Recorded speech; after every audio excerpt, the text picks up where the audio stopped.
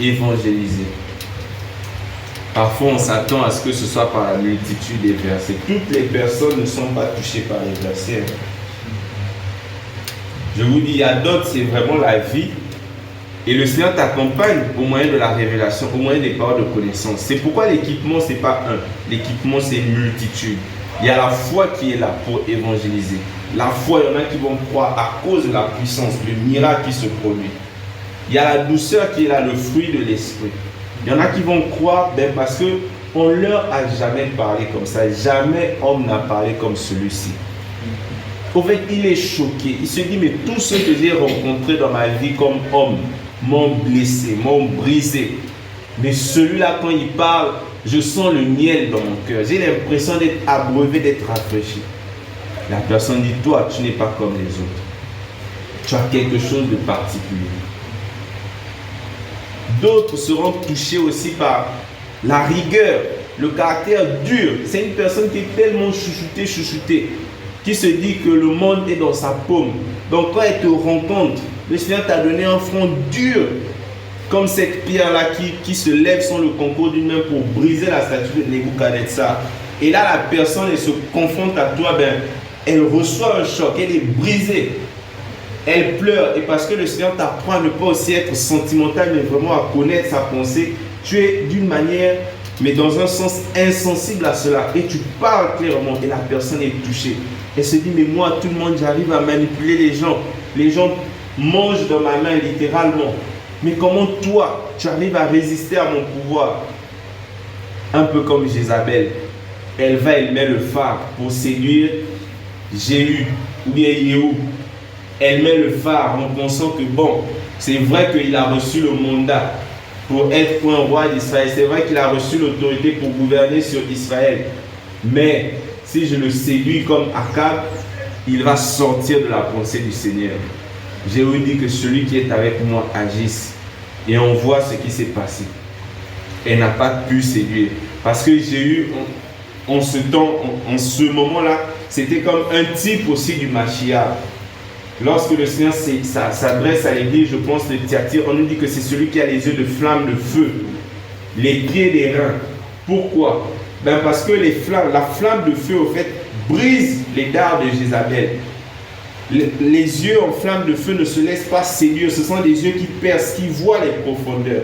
Ce sont des yeux qui consument ce qui ne vient pas, ce qui n'agrée pas au Seigneur. Ce sont des yeux qui ne se laissent pas berner. Et les pieds des reins, le jugement, l'autorité, la gouvernance. Et vous voyez qu'on a besoin de toutes ces choses.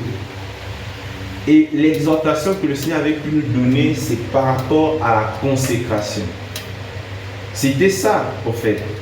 Si on veut être des témoins du Seigneur au milieu de nos familles, tout doit commencer par une vie de consécration.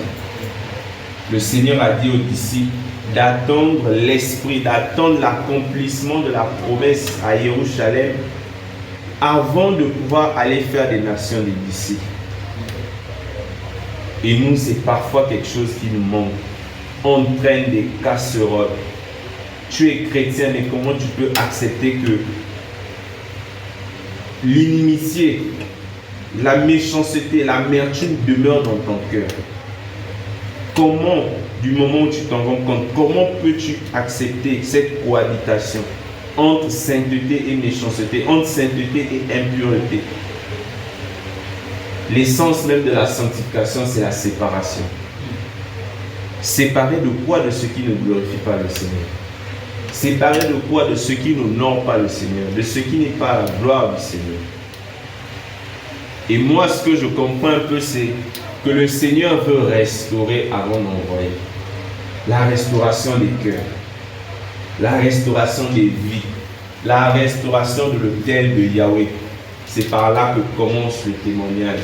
Du temps de Élie, la parole du Seigneur avait été foulée. Les prophètes qui étaient censés être ceux qui apportaient les oracles d'Élohim étaient tués, massacrés.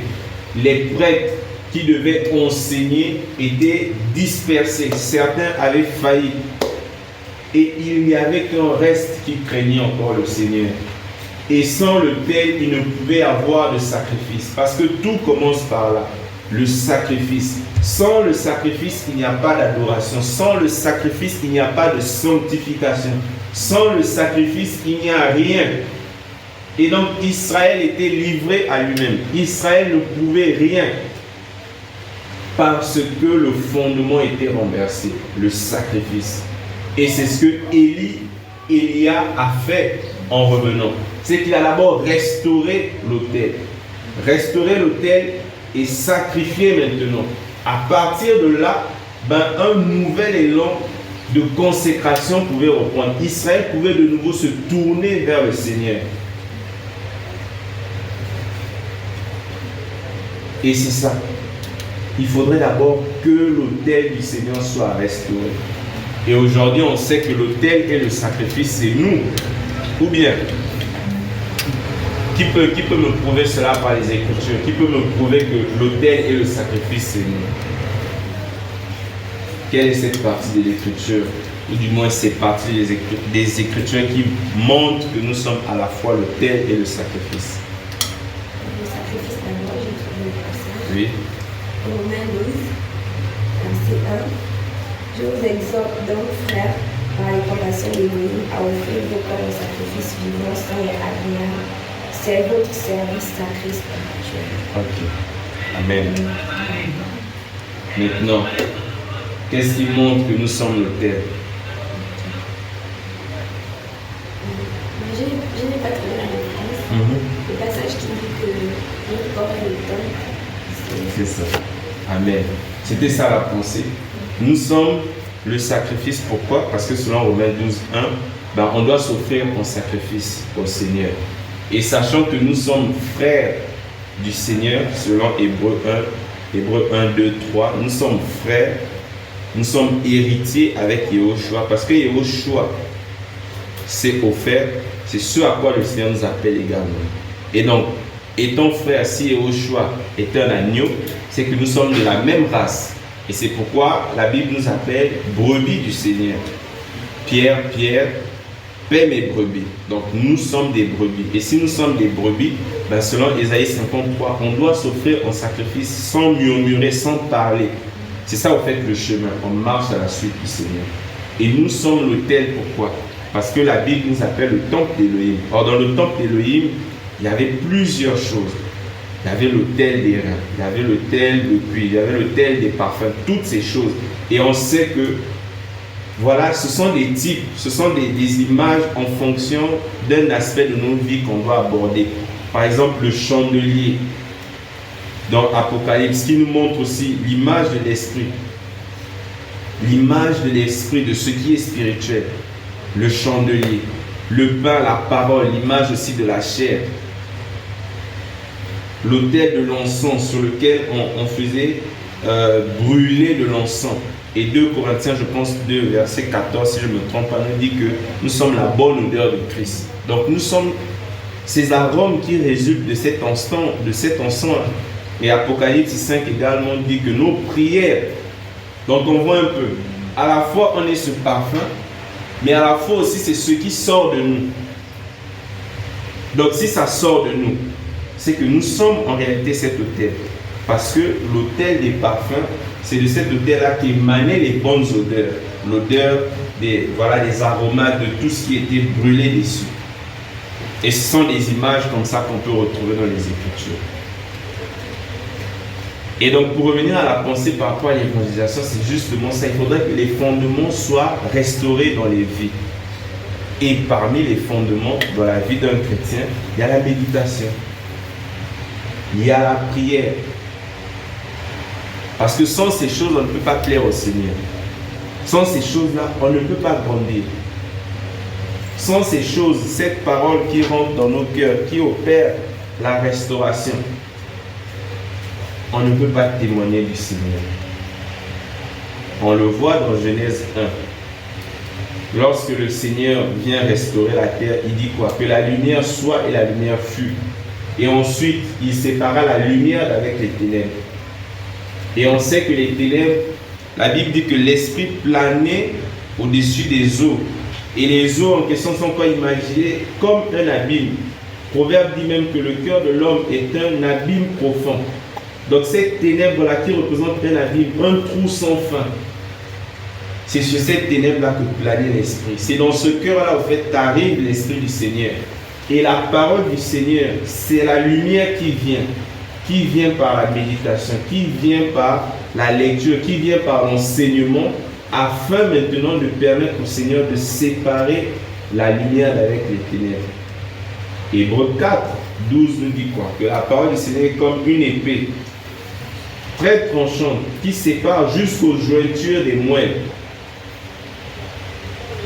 Et pour les biologistes, pensaient qu'au niveau des jointures, des neurones et autres, il n'y a pas de contact concret. Mais ce sont des neurotransmetteurs, ce sont des substances chimiques qui permettent de véhiculer le message. Et on nous dit que la parole du Seigneur arrive jusqu'à cet endroit. Donc imaginez le neurone, quelque chose qu'on ne peut pas voir à l'œil nu, qui est microscopique et qui en réalité ne se touche même pas. Mais on dit que le Seigneur, lui, sa parole arrive jusqu'à cet endroit. C'est-à-dire que c'est très profond. Est-ce qu'on saisit un peu la pensée? Le service, c'est l'évangélisation. Et le serviteur, c'est nous. Donc on ne peut pas servir si les gens ne réalisent pas son identité et si on n'est même pas comme le Seigneur voudrait qu'on soit. L'image par rapport à ça, c'est celle de Zacharie 3, si je ne me trompe pas, où le diable vient accuser le grand prêtre Yehoshua, qui était sale. Et qu'est-ce que Yahweh dit? Qu'on puisse le vêtir d'une autre tenue, une tenue de fin lin qui était pure, propre, afin qu'il puisse servir, afin maintenant que l'ennemi ne le condamne plus. Donc avant de servir, le Seigneur nous montre qu'il faut d'abord la restauration du serviteur, ensuite de l'autel. Et là, c'est une chaîne. Des cœurs brisés ne peuvent pas encourager des cœurs brisés. Des cœurs brisés ne peuvent pas fortifier des cœurs brisés. Ou bien je me trompe. Deux aveugles qui marchent ensemble, les Écritures nous disent quoi? Dans un trou, tu es blessé, l'autre est blessé, tu lui donnes quel conseil? Il y en a qui ont délaissé cette vie de méditation, cette vie de consécration. Et si on dit sortie d'évangélisation, tu vas apporter quoi dehors? Tu vas te prendre des balles. Tu vas te retrouver devant quelqu'un qui va te draguer. Tu es là, tu ne peux pas tenir ferme. Et elle va oublier que la parole a dit ceci, que Chava était l'os et la chair de Adam. Le fondement, l'os, c'est-à-dire que par rapport à la parole, la doctrine, vous avez la même pensée, la même vision. Tu ne vas pas aller prendre autre chose. Parce que dans le jardin d'Éden, il y avait tout. Il y avait les lions, il y avait les caïmans, il y avait tout. Et les Écritures nous disent dans la loi de Moïse qu'on ne met pas sous le même joug le bœuf et l'âne. Les deux n'ont pas la même nature. Les deux n'ont pas la même vigueur, la même force. Comment vont-ils labourer le champ? Et même biologiquement parlant, les deux, c'est diamétralement opposé. Il ne peut pas y avoir accouplement. Sinon, ça c'est un, je ne sais pas, un animazoïde, je ne sais pas comment je vais appeler ça. Est-ce qu'on voit un peu? C'est la guerre. Le Seigneur garde nos yeux fermés, c'est pour nous préserver de certaines choses. Parce que s'il les ouvrait, peut-être certains, voilà, s'affoleraient, diraient, je ne prie plus, je ne fais plus rien. Tu t'imagines, tu vois un démon en face comme ça, dans toute sa laideur, tu fais comment? Toi, tu es habitué à les chasser, tu ne les vois pas. Tu es là, tu discernes, tu dis, allez, sors. Il sort, ok. Maintenant, si le Seigneur te montre ce qui doit sortir, tu vois, non? Est-ce qu'on réalise un peu l'enjeu? Je ne dis pas ici que pour évangéliser, il faut être un super apôtre. Ce n'est pas ça le message. Mais par rapport aux choses fondamentales de la vie, se battre pour être en règle avec le Seigneur. Parce que par-dessus tout, c'est le Seigneur qui nous garde. avoir une vie consacrée. Et lorsque l'épreuve viendra, que nous disent les Écritures? Si l'eau vient, que va faire la maison? Est-ce qu'elle va s'ébranler? Si une tempête s'abat, est-ce qu'elle va s'ébranler? Pourquoi? Parce que la personne a bâti sur le rocher. C'est ça qu'on doit garder. On n'attend pas d'être super apôtre, super prophète, avec une onction, je ne sais pas, planétaire, cosmique. Non, ce n'est pas ça le message. Le message, c'est de vivre l'évangile soi-même. Ne peut témoigner que celui qui a été témoin. Est-ce qu'on voit un peu? Donc si on veut être témoin du Seigneur, tu ne vas pas dire à l'autre de prier alors que toi-même tu ne pries pas. Tu ne vas pas dire à l'autre, non, le royaume des cieux est magnifique, tandis que tu n'as aucune expérience du royaume des cieux. Tu ne dis pas par là qu'il faut attendre les visions, le Seigneur va te montrer. Mais le Seigneur nous donne de contempler par les Écritures la grandeur des choses à venir. Est-ce qu'on voit un peu? C'est ça l'évangélisation. C'est être porteur de la bonne nouvelle. Et c'est quoi la bonne nouvelle? C'est que Yahushua est mort à la croix pour le salut de l'humanité. Mais ça ne s'arrête pas là, la bonne nouvelle. Il y a une espérance qui est maintenant attachée à cela. Que si nous vivons dans la crainte du Seigneur, si nous marchons dans la sanctification, lorsque le Seigneur viendra, ou le jour de notre mort, nous serons enlevés. C'est ça la promesse. L'œuvre de la croix, à l'œuvre de la croix est rattachée une multitude de choses. C'est vrai qu'il y a la souffrance, mais il y a autre chose. Il y a l'espérance. L'espérance, la vie éternelle.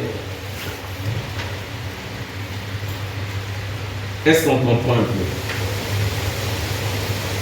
Et c'est pourquoi être disciple du Seigneur, c'est vraiment une vie de séparation. Être comme Nathanaël, un homme de méditation. Méditer, c'est pas seulement être là, avoir la Bible en face de toi.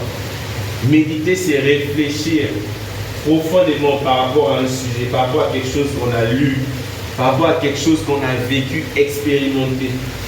Méditer, c'est murmurer aussi la parole du Seigneur. Méditer, c'est aussi proclamer la parole du Seigneur. Beaucoup disent non, je ne retiens pas les versets. Ah bon, hein, tu ne retiens pas les versets. Sous prétexte que c'est être peut-être TTS.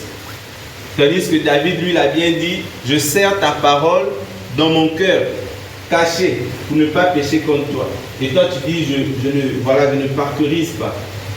Mais comment tu sauras que convoiter c'est mauvais si tu n'as même jamais lu que convoiter c'est mauvais? L'esprit va t'interpeller, tu vas te dire, ah, peut-être que c'est ma chair, peut-être que c'est le Seigneur, je ne sais pas. Oui, il faudrait la lumière. La lumière te dira que la convoitise c'est le mal. Et là, tu gardes ça.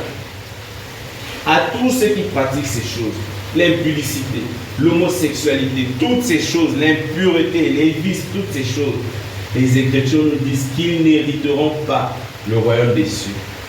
Et là, tu sais comment tu dois marcher. Tu sais que tu ne dois pas te retrouver dans la cupidité. Tu sais que tu ne dois pas te retrouver dans le vol. Tu es focus sur les Écritures. Les Écritures nous disent que le Seigneur agrée l'obéissance plus que le sacrifice. Mais comment tu sauras que ce n'est pas parce que tu pries 10 heures par jour que tu plais au Seigneur? Tu vas te dire que oui, le Seigneur a dit que nous devons offrir nos corps en sacrifice. Tu dis, oh, moi je lui offre le temps. Mais quand il te dit de faire quelque chose, tu ne fais pas. Quand il te met à cœur des projets, tu attends que ce soit les autres qui les concrétisent ou bien qui donnent la pensée. Tu ne veux pas mûrir, grandir pour dire que je suis enfant du royaume, le Seigneur me parle également. Et je vais apprendre. Si je commets des erreurs, les bien-aimés sauront me redresser parce qu'ils ont le Seigneur, parce qu'ils ont l'amour du Seigneur. Tu attends toujours que ce soit les autres. Tu enterres les talents du Seigneur.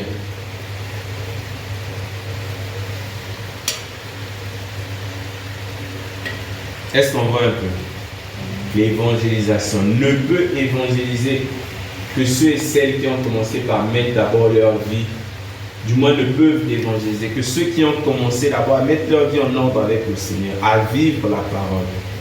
Et là, quand tu sors, tu témoignes simplement. Ce n'est pas nous qui convertissons. N'attends pas de méditer toute la Bible pour te dire que là, je serai apte maintenant à parler du Seigneur. Non. La vie, l'eau, c'est la parole, les Écritures nous disent. Et si la source jaillit en toi, ben ceux qui seront à tes côtés seront éclaboussés. Ils seront aspergés, qu'ils le veuillent ou pas. Tu vis chez toi une maison remplie de païens, d'inconvertis, des gens à la vie mais vraiment mauvaises. Le parfum de Christ, je vous assure, les convainc toujours. Cette odeur de sainteté que tu dégages sans parler, sans dire X, sans sortir un seul verset, ils vont se te dire, toi tu es différent. Tu es différent, mais tu as vu ma différence comment? Je suis tout le temps dans ma chambre. Toi et moi, on se croise juste là, bonjour, bonjour. Mais pourquoi tu estimes que je suis différent? Parce qu'à la base, nous sommes des esprits. Dans l'esprit, on perçoit des choses. Dans l'esprit, on perçoit, on reçoit des informations. Et quand son esprit est en contact de ton esprit, il reçoit quelque chose. Son esprit déguste ce qui ne sent pas dans le monde. Son esprit savoure ce qui ne sent pas ailleurs. Parce qu'il est mort, il a besoin de la vie. Et quand la vie passe à côté, qu'est-ce qui se passe? Quand le cortège de la mort rencontre celui de la vie, qu'est-ce qui se passe? Il y a résurrection. En lui, au fait, il est stimulé dans son esprit. Il sent que tu as quelque chose. Parce que le cadavre qu'il est se sent vivre en ta présence. Le cadavre qu'il est se sent abreuvé. Même lorsqu'il a la douleur, le chagrin dans le cœur, quand tu passes, la paix du royaume, que le Seigneur t'a donné la paix. Quand tu poursuis ta route, il retrouve encore le chagrin. Il se dit non, non, non, non. Lui, il a quelque chose. Et on comprend pourquoi les foules suivaient le Seigneur. Parce qu'en présence du Seigneur, il y a la vie. En présence du Seigneur, c'est le royaume qui est là. Il y a la guérison. Il y a la restauration. Est-ce qu'on voit un peu? Quand on vit l'évangile, c'est autre chose. On ne force pas. Parce que l'huile a coulé sur toi. Quand tu touches le cadavre, il prend l'huile. L'ombre de Pierre guérissait les malades. On n'a pas dit le malade. On a dit les malades. L'ombre, frères et sœurs, l'ombre de Pierre. Si l'ombre de Pierre pouvait guérir les malades, mais donc la vie qu'il transportait en t'imposant les mains, ferait quoi? L'héritage qu'il a reçu du Seigneur, cette vie en abondance, en côtoyant de tels hommes, que pourrais-tu recevoir? Et nous, on aime beaucoup recevoir. On aime beaucoup que ce soit les autres qui se sanctifient pour nous. Oh, il prêche, quand il prêche, il a la vie. Oh, il prêche, quand il prêche, il a les guérisons. Mais toi, qu'est-ce que tu fais en retour? Tu es comme ce peuple d'Israël qui ne savait que se réjouir des paroles d'Ézéchiel, si je me trompe. Et cette parole était devenue une chanson sensuelle, nous disent les Écritures. Une chanson d'amour. C'est tout ce que la parole leur faisait. Vous imaginez, vous excitez à danser. C'est tout. C'est ça maintenant la parole. Elle ne transforme plus. Oh, les programmes. Oh, le frère, il va encore prêcher. Quand il va prêcher, il y aura les restaurations, il y aura les paroles de connaissance. Le Seigneur va fortifier, encourager. Ah bon, c'est ça maintenant ta nourriture. Tu ne te contentes plus que des programmes. Comme cette femme syro-phénicienne qui a dit au Seigneur, moi je veux seulement les miettes. Mais même les miettes en question, elle connaissait la portée des miettes. Parce que ce n'est pas n'importe quelle miette. Les miettes qui viennent du trône, frère. Les miettes de la gloire. Frère, ne nous contentons pas des miettes. Allons à la source. Allons à la source. C'est ce que le Seigneur aimerait. N'est-ce pas ce que les Juifs ont dit à cette femme, ou du moins les Samaritains? Nous avons cru d'abord parce que tu nous as parlé. Mais après là, maintenant là, c'est plus parce que tu nous as parlé. Toi, tu n'avais qu'une portion. Et lui, il a la plénitude. Frères et sœurs, quand le Seigneur nous dit que nous avons accès au trône là, c'est accès au trône. Vous avez vu les 24 vieillards. Vous avez vu les 4 êtres vivants. Frère, on nous dit qu'on a accès à cet endroit-là. Frère, on a la possibilité de venir déposer le courrier entre les mains du Seigneur lui-même. Il y a le grand prêtre juste à côté. Pour dire que Seigneur, ne regarde pas leurs fautes. Aie compassion s'il te plaît. Frère, tu veux aller encore déposer à la poste. La poste qui va mettre des jours et parfois le courrier va se perdre, ça ne va même pas arriver. Tu veux seulement donner les sujets de prière en assemblée pour que les autres élèvent la voix pour toi. C'est ça maintenant ta vie. Le Seigneur t'exauce par le moyen de tes frères. Toi-même, tu ne portes plus ton courrier devant le trône. Tu as mis de côté la prière. Tu oublies que sans la prière, tu ne vas pas voir le Seigneur parce que ça fait partie des éléments indispensables pour la sanctification. Et sans la sanctification, on ne peut pas voir le Seigneur. Tu es devenu un coursier spirituel. Tu es devenu, je ne sais, un prestataire. Toi, tu ne traites pas directement. Tu soumets seulement aux autres, tu donnes, tu glisses à gauche, à droite.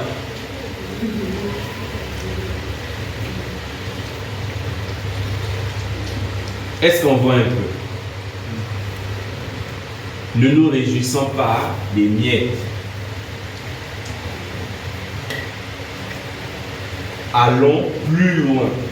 Soyons une génération qui fait plus que ses pères, qui fait plus que ceux qui nous ont précédés.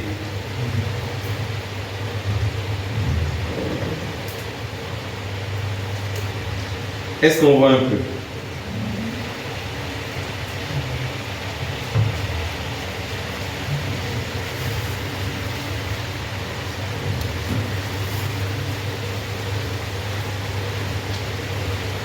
Le Seigneur parle toujours. Le Seigneur, ce n'est pas seulement le Seigneur de Paul, le Seigneur de Jean, de Jacques. Je ne dis pas que ce qu'on doit vivre, c'est d'abord les résurrections des morts. C'est d'abord les guérisons et autre chose. Mais de vivre d'abord le royaume. Les bienfaits du royaume dans notre propre vie. Imaginons un peu, avant le retour du Seigneur pour instaurer son règne, mais une communauté chrétienne, une église, mais qui vit la parole à un niveau incommensurable. Imaginez un peu ce que ça pourrait donner sur terre. Frères et sœurs, des hommes et des femmes remplis de l'esprit, qui n'ont plus les regards fixés sur leurs soucis, sur leurs problèmes. Des hommes et des femmes qui se confient au Seigneur, dans l'esprit duquel le plus important, c'est que le nom du Père soit glorifié. Imaginez ce que ça pourrait donner sur terre. Frères et sœurs, Satan va grincer les dents, lui et tout son royaume. Frère, quand il vient se présenter devant toi, tu lui dis que tu as été vaincu. Tu n'as pas le temps d'être là, le feu, tu n'as pas le temps d'être là. Oh Seigneur, tu as dit dans ta parole, frères et sœurs, tu lui rappelles simplement qu'à la croix, il vous a tous convoqués. Et quand il vous a convoqué, il vous a dépouillé. Tu n'as aucune arme contre moi. Arrière, Satan. Imaginez une telle génération. Qu'est-ce que ça pourrait donner? Frères et sœurs, les nations vont trembler. Frère, quand l'évangile est vécu, quand la sainteté du Seigneur règne dans les vies, c'est autre chose. Lisons les actes des apôtres. Frère, ces gens ne savaient dire que ce qu'ils ont vu, ce qu'ils ont entendu, ce qu'ils ont expérimenté, c'était ça leur évangélisation. Ils avaient la doctrine, ils avaient la parole. Et quand ils sortaient, ben c'était ça. La parole en action. Pierre, il savait qu'il n'avait rien, il n'avait pas d'or, il n'avait pas d'argent. Mais il était conscient d'une chose.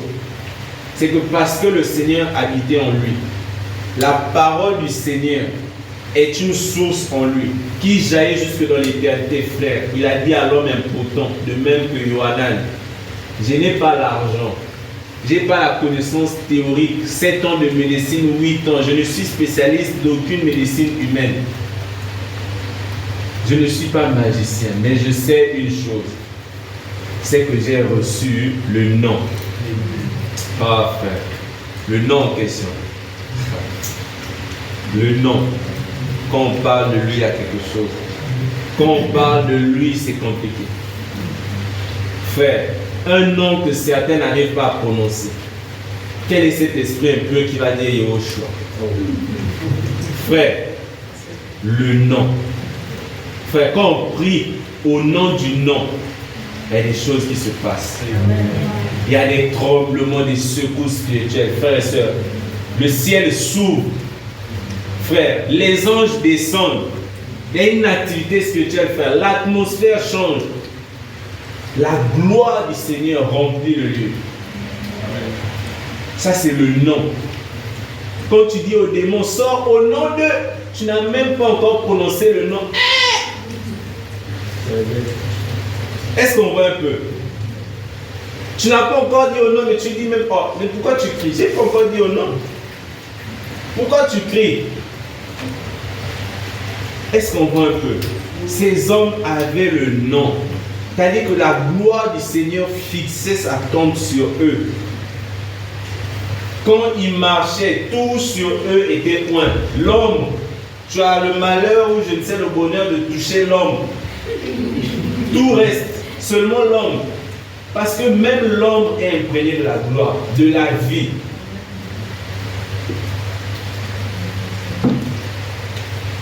Est-ce qu'on voit un peu? C'est ce que nous devons porter. L'évangélisation. C'est cette gloire que nous devons porter tous les jours. Par une vie consacrée. Par une vie sanctifiée, entièrement dédiée au Seigneur. Et sans forcer, je vous dis. Tu te retrouves dans une foule de païens. On sait te différencier. Tu n'as pas parlé, frère, mais dans l'esprit, c'est autre chose. Ils ne sont pas sorciers conscients pour avoir les yeux ouverts, mais quand ils sont en ta présence, ils savent qu'il y a autre chose. Ils savent que tu es différent. C'est ça l'évangile. L'évangile qui vient pour réformer d'abord celui qui le reçoit, pour transformer la vie de la personne qui reçoit cette parole, pour changer ta nature, pour changer ton identité, de sorte que quand tu iras dire, j'ai rencontré un homme, frère, j'ai rencontré un homme, les gens vont dire, ah oui, nous aussi on veut rencontrer cet homme. Eux-mêmes, ils iront chercher. C'est-à-dire, toi, tu ne fais que dire que j'ai rencontré, mais il est fasciné, il est ébloui. À te dire, non, non, non, non. Moi-même, je veux aller voir. Et quand la personne y va, elle dit, j'avais raison. En fait, il est innotable. Tu ne peux pas lui mettre 10 sur 10, parce que 10 sur 10 ne correspond pas. Tu ne peux pas lui mettre 10 sur 10. Lui, c'est plus que 10. Et tout ce que tu peux faire, c'est liker. C'est dire que ce que tu m'as dit là, c'est comme ça. En fait, tu n'as pas les mots. Si tu commences à décrire ce qu'il a fait, c'est compliqué. Est-ce qu'on voit un peu? C'est ça l'évangile. Être porteur de l'arche, être porteur de la vie du Seigneur, en tout lieu. Et ce qui s'ensuit, c'est le témoignage. C'est que les gens vont lire en toi ce qui est gravé. Les gens vont lire en toi ce que Yahweh a pris le soin d'écrire. Quelqu'un qui a les soucis qui s'approche de toi. Sœur, la personne n'est pas obligée de savoir que tu as les soucis. Mais parce que tu as les soucis, et au-delà de tes soucis, la vie du Seigneur est palpable. En fait, la communion avec le Seigneur est, mais elle est là. Je ne veux pas dire au maximum parce qu'on aspire toujours à autre chose, mais la communion avec le Seigneur est là. Sœur, je t'assure, tu n'as pas besoin de lui dire que je passe par les mêmes épreuves. Tu lui dis, je sois fortifié. C'est la puissance. La puissance. En fait, le nom lui-même, il opère. Parce que la parole qui sort de ta bouche est vie. Elle est imprégnée. de la parole. Elle est imprégnée de la vie, de la lumière, sœur. Ce n'est pas nous qui faisons les disciples, ce n'est pas nous qui touchons. Et ce témoignage, je l'ai vécu en étant au pays.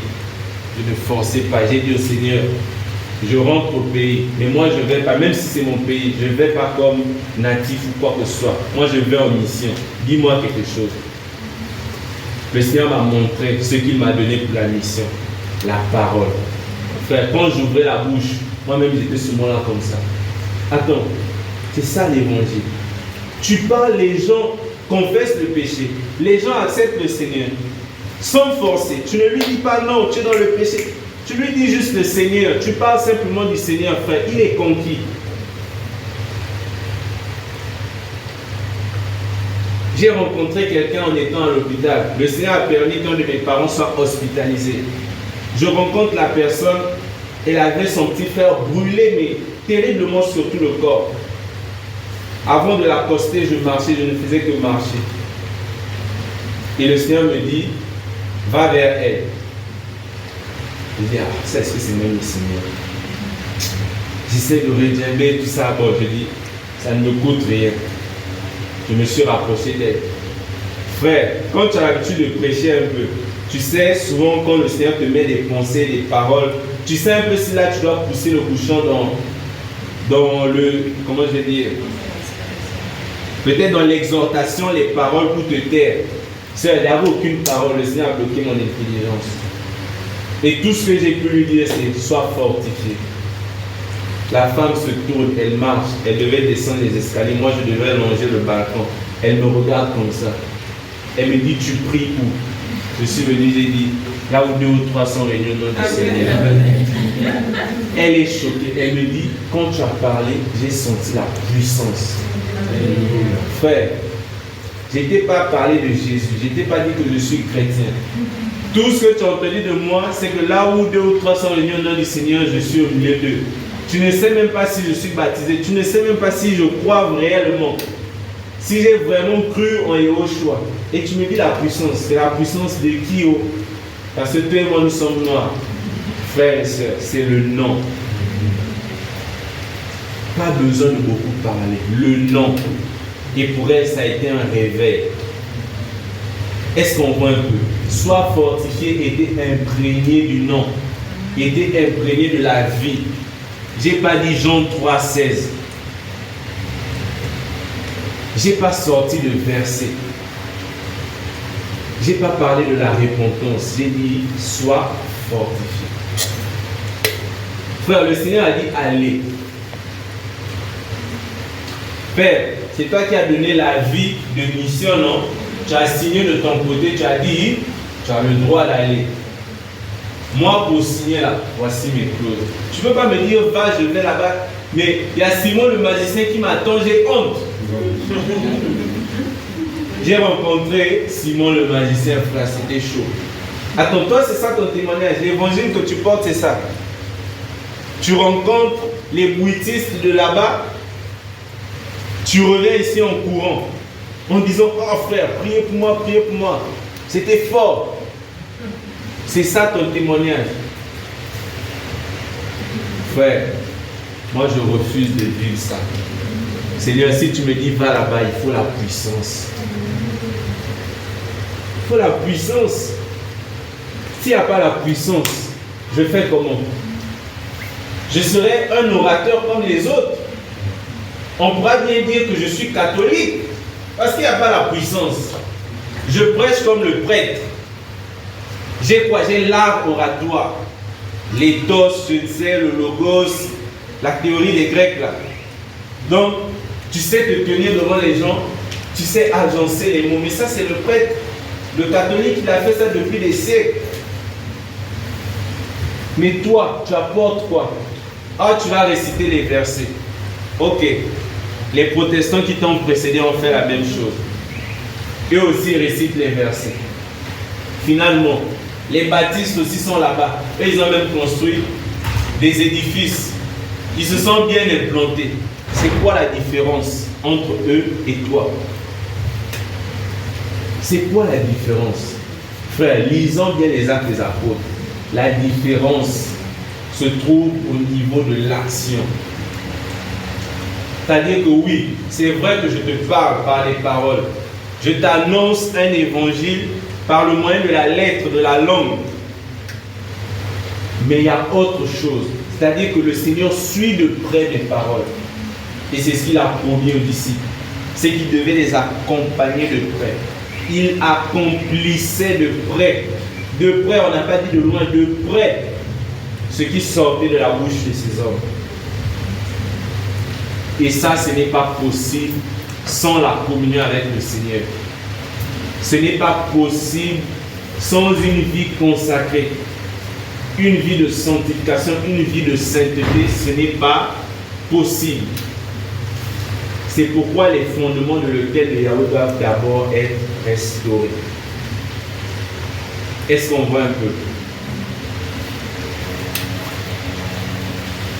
Est-ce que quelqu'un est encouragé parce que le Seigneur?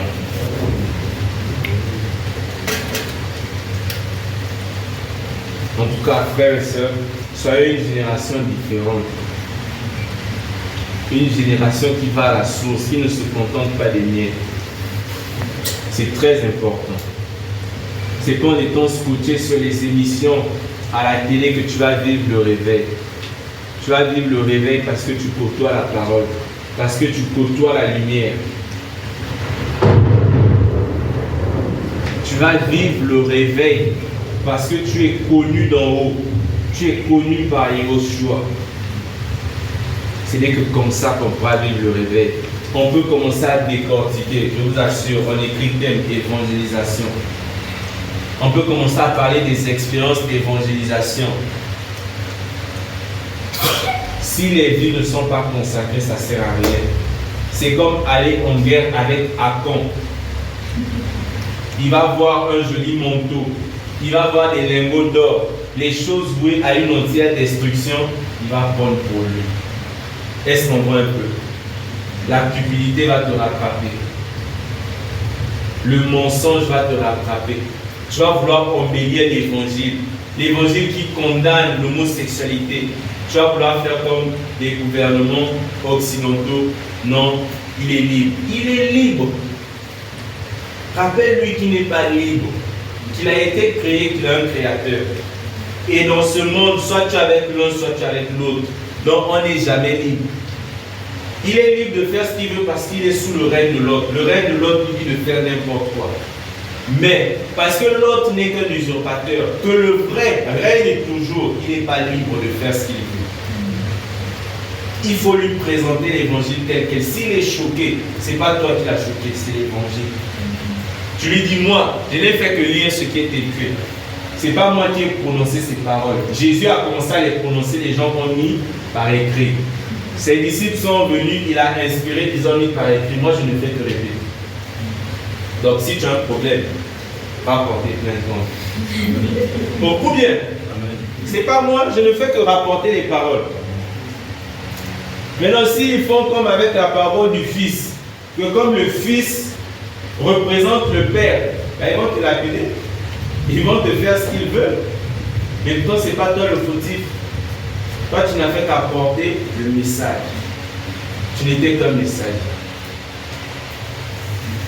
Frère, si je ne me trompe pas, c'est quoi? C'est Éphésiens 19, en tout cas, qu'est-ce que je raconte? Actes 17, 18, 19. Comment on parlait des disciples. Je ne sais plus si c'est peut-être Acte 14, mais en tout cas, vous verrez le contexte. On a dit, ces hommes qui ont bousculé les nations. Frère, on a vu ça où un homme qui bouscule les nations. Yehoshua avait raison de dire que tous ceux qui sont venus avant moi, c'était des brigands. Oui. Moïse, Rahab, oui, elle a entendu dans la mer Rouge, oui. Mais est-ce que c'est parti jusque dans les extrémités de la terre? Jean est venu, oui. Mais il y en a un là.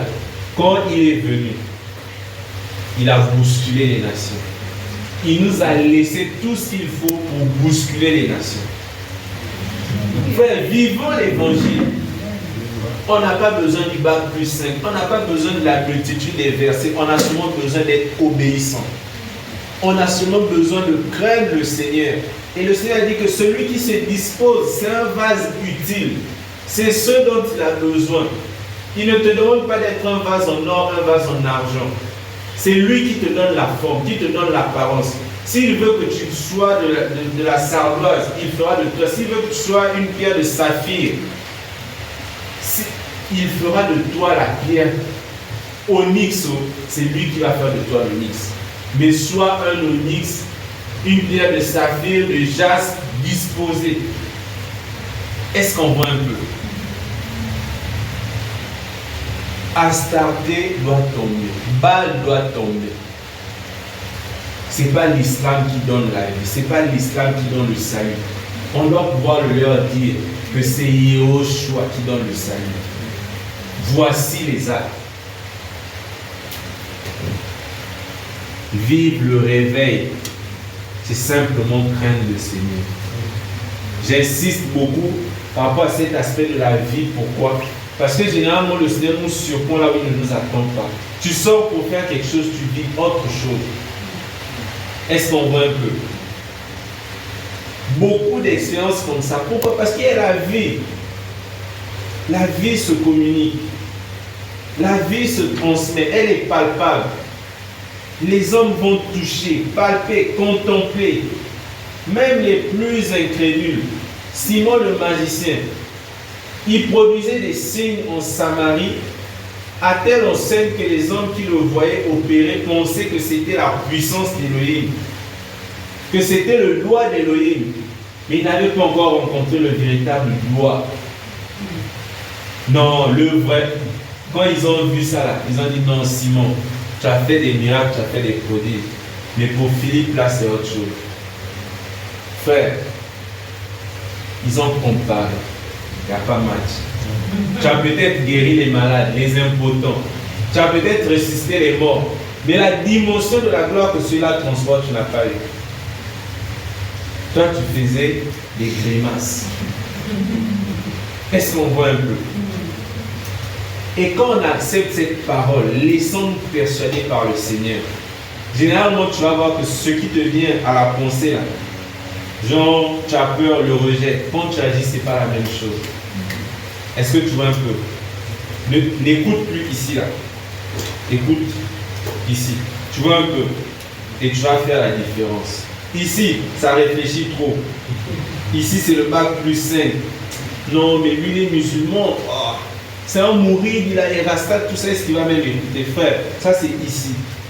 Mais si tu écoutes ici, le cœur du Père qui te dit qu'il a donné la vie pour toutes les âmes, pour tous les êtres humains, c'est autre chose qui se passe.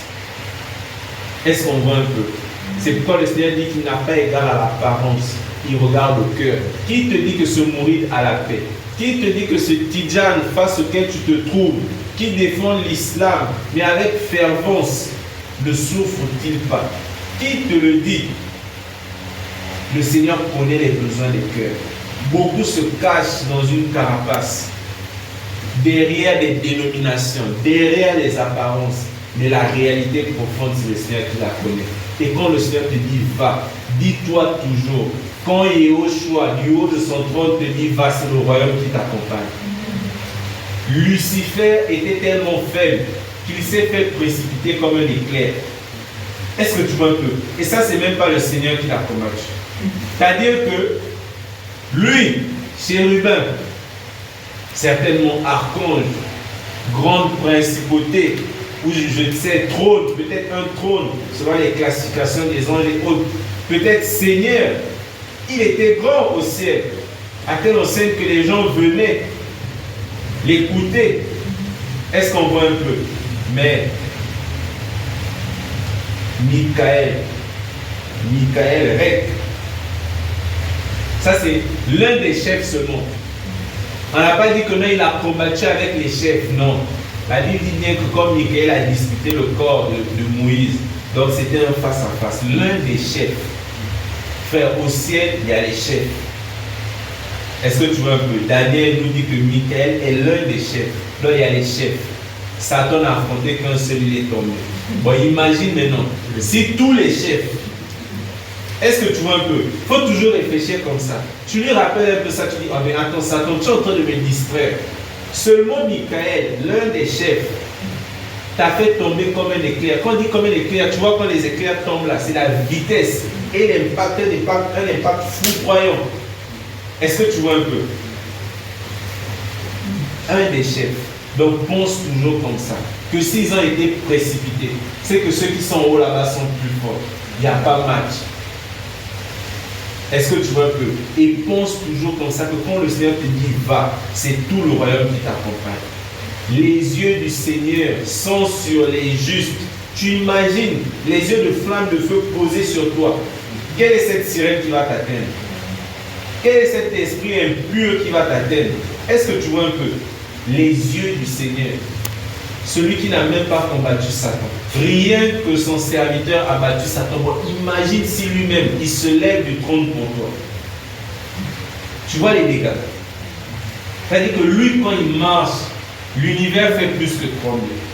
C'est-à-dire que s'il se met en mouvement, c'est terrible. C'est pourquoi souvent il commissionne, il dit, bon, je sais qu'il n'y a pas de match. Michael, s'il te plaît, va régler. Lui, François, c'est la gloire. Est-ce que tu vois un peu? Même Satan en face d'Élohim se prosterne. Et pourtant il est rebelle. Tu sais que l'une des caractéristiques des rebelles, c'est le manque d'obéissance. Mais face au roi, il se prosterne. Est-ce que tu vois un peu? Et c'est ça qu'il faut retenir. Dis-toi toujours que le royaume du Seigneur est plus puissant que le royaume de la terre.